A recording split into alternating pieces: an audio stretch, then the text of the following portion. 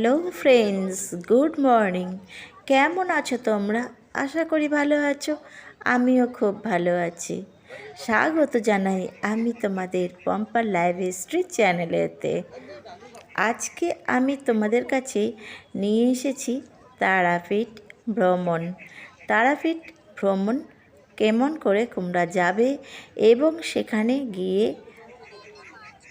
কীভাবে পুজো দেবে সেটাই আজ আমি তোমাদের সাথে শেয়ার করব।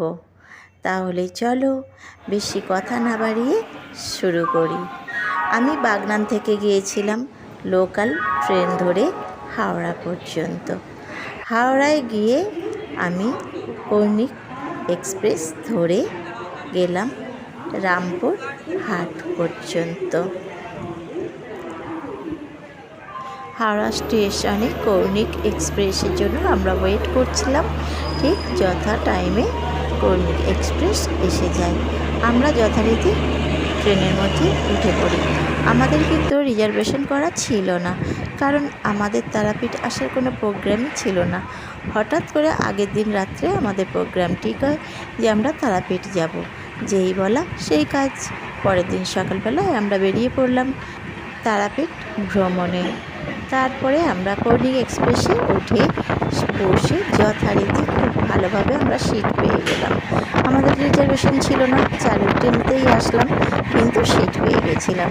প্রকৃতির দৃশ্য দেখতে দেখতে যাচ্ছিলাম। হঠাৎ দেখি ট্রেনের মধ্যে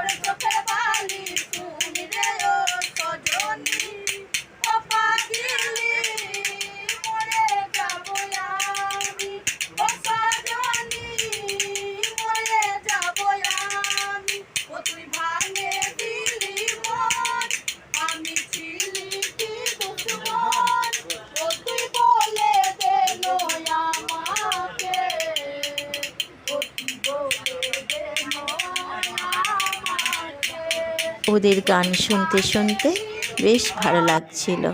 আমরা পৌঁছে গেলাম রামপুরহাট। রামপুরহাটের স্টেশনে ঢুকে বেরিয়ে এলাম অটো স্ট্যান্ডে। অটো স্ট্যান্ড থেকে অটো ধরে সোজা চলে এলাম তারাপীঠ মন্দিরে। তারাপীঠ মন্দিরে এসে আমরা তারপরে যথারীতি স্নান টান সেরে পুজো দিতে গেলাম। সুন্দরভাবে আমরা পুজো দিলাম। আমরা জেনারেল লাইনে দাঁড়িয়েছিলাম, কোনো ভিআইপি টিকিট আমরা করিনি, কারণ তেমনভাবে কোনো ভিড়ই ছিল না। সেইভাবে আমরা এখান থেকে সামগ্রী কিনে নিলাম। এখানে সমস্ত সামগ্রী পাওয়া যায়।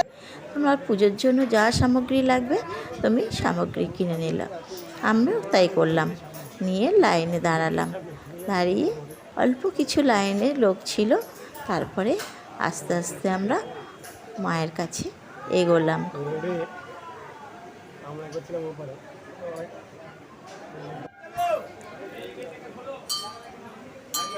লাইনের মধ্যে দাঁড়িয়েছিলাম, বেশ ভালো লাগছিল, কোনো কষ্টই হচ্ছিল না।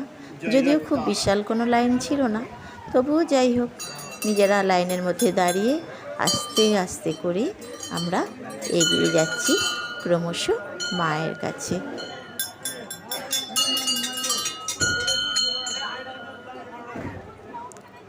মায়ের কাছে অবশেষে যে সুযোগটা আমার কোনো বছর কখনো